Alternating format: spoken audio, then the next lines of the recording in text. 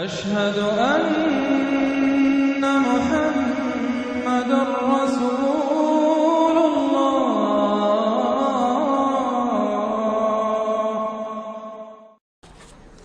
اب اس کے بعد یہ ایک سورت جو آ رہی ہے اس کے بارے میں عام طور پر آپ کو لکھا ہوا مل جائے گا کہ یہ سورہ جو ہے یہ مدنیہ ہے، لیکن یہ کہ یہ اکثر سورتوں کے بارے میں یہ جو آخری ہیں، ہر قرآن مجید میں کوئی نہ کوئی ایک رائے تو لکھی ہے، لیکن جب تفصیل دیکھتے ہیں تو بہت سی آراء ہیں اس میں، یہ کوئی ایک رائے نہیں ہوتی۔ میں نے جب تحقیق کی ہے تو حضرت عائشہ صدیقہ رضی اللہ تعالی عنہ کے قول کے مطابق یہ سورت بھی مکی ہے، مدنی نہیں ہے۔ سورۃ البینہ، بسم اللہ الرحمن الرحیم، لم یکن الذین کفروا من اہل الکتاب والمشرکین منفکین حتی تأتیہم البینہ۔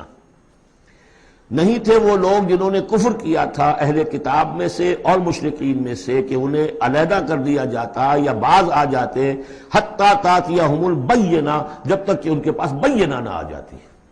ظاہر بات ہے کہ وہ گمراہی میں مبتلا تھے، کوئی بین چیز آئے، کوئی واضح چیز آئے جس سے کہ ان کو محسوس ہو جائے، شعور ہو جائے کہ ہم گمراہی پر ہیں۔ اور یا اس کا مفہوم یہ ہے کہ جب تک بین ان کے اوپر بات نہ آ جائے اس وقت تک انہیں کاٹا نہیں جا سکتا، انہیں اپنے سے علیحدہ نہیں کیا جا سکتا۔ منفک جو ہے یہ دونوں طریقے سے معنی دے گا۔ اب قابل غور کیا بات ہے، وہ بینہ کیا ہے؟ رسول من اللہ یتلو صحفا مطہرۃ فیہا کتب قیمہ، ایک رسول اللہ کی جانب سے جو تلاوت کرتے ہیں پاکیزہ اوراق کی، اور وہ فیہا، ان اوراق میں کیا ہے؟ بڑی مضبوط کتابیں لکھی ہوئی ہیں، احکام ہیں اللہ کے۔ کتاب کا لفظ خاص طور پر میں بتاتا آیا ہوں آپ کو کہ یہ احکام شریعت کے لیے آتا ہے۔ فیہا کتب قیمہ، یہ ہے وہ چیز کہ جب اللہ کا رسول اللہ کی کتاب لے کر آ جائے تو یہ بینہ اب ہو گئی، اب بات واضح ہو گئی، اب کسی شک و شبے کی گنجائش نہیں رہی۔ یہی سورہ طلاق میں ہم نے پڑھا تھا ذکرہ، قد انزلنا الیکم ذکرا رسولا یتلو علیکم آیاتہ، تو یہ جو ہے رسول جب تلاوت کرتا ہے گویا کہ رسول اور کتاب مل کر بینہ بنے، اللہ کی کتاب اس کا معلم رسول مل کر بینہ بنے۔ اس اعتبار سے بینہ اور ذکرہ کی جو تعبیر ہوئی ہے اور اس کی ڈیفینیشن جو ہوئی ہے سورہ بینہ میں اور سورہ طلاق میں وہ بہت اہم ہے۔ اب فرمایا وما تفرق الذین اوتوا الکتاب الا من بعد ما جاءتهم البینہ، یہ جن لوگوں کو کتاب دی گئی تھی انہوں نے جو پہلے بھی تفرقہ کیا ہے آپس میں، یہ جو بٹ گئے، یہ کوئی نصارہ بن گئے، کوئی یہودی بن گئے، پھر نصارہ میں نہ معلوم کتنے فرقے ہوئے اور یہودیوں میں کتنے فرقے ہوئے، یہ سارا تفرقہ ہوا کب؟ الا من بعد ما جاءتهم البینہ، مگر یہ کہ ان کے پاس بینہ آ چکی تھی، گویا کہ اس کے اب جرم کی وہ پورے طور پر اس کی سزا کے سزاوار ہو چکے۔ وما امروا، یہ آیت اس اعتبار سے بہت اہم ہے کہ دین کا پھر وہی خلاصہ جو ہم نے پڑھا تھا بہت ہی شدت کے ساتھ سورہ زمر میں، وہ پھر آ گیا۔ وما امروا الا لیعبدوا اللہ مخلصین لہ الدین حنفاء، اور انہیں حکم نہیں ہوا تھا مگر اس بات کا کہ بندگی کریں، پرستش کریں اللہ کی، لیکن اس کے لیے اپنی اطاعت کو خالص کرتے ہوئے۔ یہ نہیں کہ نماز تو اللہ کی پڑھ رہے ہیں لیکن یہ کہ اور کام اپنے نفس کی مرضی کے مطابق کر رہے ہیں، وہاں اللہ کے حکم کو ٹھکرا دیا ہے۔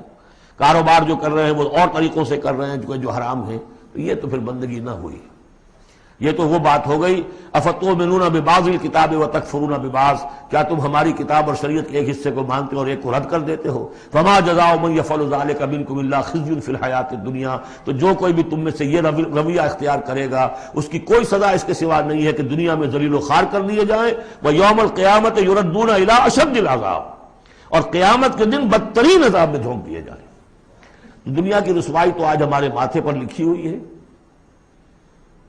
1.5 ارب انسان، 1.25 ارب تو کم سے کم ہے، 120-130 کروڑ سے کم نہیں آج مسلمان، عزت نام کی کوئی شے نہیں۔ عالمی معاملات میں وی ہیو نو سے، کسٹمی پرست کے بھیا کس تھی، ہماری پالیسیاں کہیں اور بنتی ہیں، کہیں اور سے ہمارے بجٹ کے لیے انسٹرکشن کہیں اور سے آتی ہیں، اور تو اور بات ہے۔ تو وما امروا الا لیعبدوا اللہ مخلصین لہ الدین حنفاء، یکسو ہو کر پوری زندگی اللہ کے قانون کے تحت ہوگی تو پھر عبادت قبول ہوگی، ورنہ یہ جو ہے کہ کچھ اللہ کو دو اور کچھ قیصر والا قیصر کو دو، خدا والا خدا کو دو، یہ اسلام میں قابل قبول نہیں۔ اب اس کے بعد فرمایا وَيُقِيمُ الصَّلَاةَ وَيُؤْتُوا الزَّكَاةَ، اس کے علاوہ وہ نماز قائم کریں، زکوٰۃ ادا کریں۔ بندگی اور شے ہو گئی، نماز اور زکوٰۃ علیحدہ شے ہو گئی۔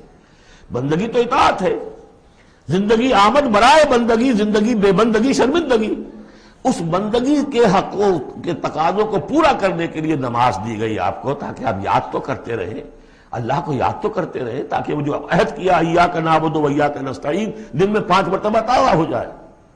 اس کو حفیظ نے کہا ہے کہ سرکشی نے کر دیے دھندلے نقیش بندگی، سرکشی نے کر دیے دھندلے نقوش بندگی، آؤ سجدے میں گریں لوح جبین تازہ کریں۔ یہ جو ہے اس کے اوپر دھندلے ہو گئے نقوش بندگی، نماز پڑھو تاکہ بندگی کا رس پھر اور چمک اٹھے۔ ایاک نعبد و ایاک نستعین کتنی مرتبہ دہراؤ گے سورہ فاتحہ کو ہر نماز میں تو تم اپنے عہد کو تازہ کر رہے ہو۔ اور زکوٰۃ دو، وذالک الدین القیمہ، یہی ہے سیدھا دین، ہمیشہ کا دین۔ ان الذین کفروا من اہل الکتاب والمشرکین، بے شک وہ لوگ جنہوں نے کفر کی روش اختیار کی، خواہ وہ اہل کتاب میں سے تھے یہود اور نصارہ، والمشرکین خواہ وہ مشرکین میں سے تھے، فی نار جہنم خالدین فیہا، وہ ہوں گے جہنم کی آگ میں، اس میں ہمیشہ ہمیشہ رہیں گے۔ اولئک ہم شر البریہ، یہ یقیناً بدترین خلائق ہے۔ ان الذین آمنوا وعملوا الصالحات، اس کے برعکس وہ لوگ جو ایمان لائے جنہوں نے نیک عمل کیے، اولئک ہم خیر البریہ، یہ بہترین خلائق ہے۔ اللہم ربنا اجعلنا منہم، اللہ تعالی ہمیں ان میں شامل ہونے کی توفیق عطا فرمائے۔ جزاؤہم عند ربہم جنات عدن تجری من تحتہا الانہار خالدین فیہا ابدا، ان کا بدلہ ہوگا ان کے رب کے پاس وہ باغات، رہنے والے باغات، ریزیڈینشل گارڈنز جن کے دامن میں ندیاں بہتی ہوں گی اور جس میں وہ رہیں گے ہمیشہ ہمیشہ ہمیشہ ہمیشہ۔ یہ مقام اور ایک سورہ تغابن جو ہم نے پڑھی تھی، اس وقت میں نے وہ بات کا تذکرہ نہیں کیا تھا، 2 مقامات قرآن مجید کے ایسے ہیں جہاں جو سائملٹینیس کنٹراسٹ ہے وہ یہ ہے کہ جہنم کے لیے صرف خالدین فیہا آیا ہے اور جنت کے لیے خالدین فیہا ابدا، تو یقیناً کوئی نہ کوئی فرق ہے۔ ویسے جہنم کے لیے بھی قرآن میں دوسرے مقامات پر ابدا بھی آیا ہے اور پھر سارا کچھ، لیکن جہاں کنٹراسٹ آ جائے جو فوری ہو، تو یہ جو سائملٹینیس کنٹراسٹ کے حوالے سے، چنانچہ اسی بنیاد پر امت کے 2 بڑی عظیم شخصیتوں کی رائے یہ ہے کہ جہنم ابدی نہیں ہے، ایک وقت میں آ کے کھوکھلی ہو جائے گی، ختم ہو جائے گی۔ یا تو وہ جہنمی وہ ہوں گے کہ جن میں خیر کا سرے سے کوئی ایلیمنٹ ہی نہیں، انہیں جلا کر راکھ کر دیا جائے گا، معدوم ہو جائے گا، جیسے حیوانات معدوم ہو جائیں گے۔ اور اگر کوئی خیر کا ایلیمنٹ ہے تو جیسے بھٹی میں چڑھا کر دھو کر کپڑا نکال لیا جاتا ہے، ایسے ہی وہ ان کی روح جو ہے وہ نکال لی جائے گی اور وہ پھر جنت میں پہنچ جائیں گے۔ لیکن یہ عام اہل سنت کا عقیدہ نہیں ہے، یہ نوٹ کر لیجئے، کہیں آپ مجھے میرے خلاف کوئی فتوی نہ آپ کروا دیں، لیکن یہ ہے کہ 2 افراد ہیں جو بہت عظیم ہیں۔ ایک تو یہ کہ جو یوں سمجھیے کہ شیخ اکبر کہلاتے ہیں، صوفیہ میں بہت چوٹی کی شخصیت، محی الدین ابن عربی۔ دوسرے وہ شخص کہ جو ہر اعتبار سے محی الدین ابن عربی سے بہت شدید اختلاف کرتے ہیں، بہت شدید اختلاف، امام ابن تیمیہ، اور جو یوں سمجھیے کہ سلفی جو المسلک جو لوگ بھی ہیں دنیا میں، ان کے نزدیک سب سے بڑے امام جو ہیں، سب سے بڑے عالم وہ امام ابن تیمیہ ہے رحمۃ اللہ علیہ، ان کی رائے بھی یہی ہے۔ تو 2 عظیم اشخاص کا اس پر متفق ہو جانا، متفق گردید رائے بو علی بارائے من، تو یہ وہ یقیناً جو ہے اس قابل تھا کہ میں آپ کو اس کا تذکرہ ذکر بتا دوں۔ رضی اللہ عنہم، یہ لوگ جو ہیں وہ لوگ کہ ان الذین آمنوا وعملوا الصالحات اولئک هم خیر البریہ جزاؤہم عند ربہم جنات عدن تجری من تحتہا الانہار خالدین فیہا ابدا رضی اللہ عنہم ورضوا عنہ، اللہ تعالیٰ ان سے راضی ہو گیا اور وہ اس سے راضی ہو جائیں گے۔ جب جائیں گے وہاں تو اللہ تعالیٰ وہ کچھ دے گا کہ راضی ہو جائیں گے۔ ذالک لمن خشی ربہ، یہ ان کے لیے ہے جو اپنے رب سے ڈرتے رہے۔ اللہم ربنا اجعلنا منہم، اللہم ربنا اجعلنا منہم۔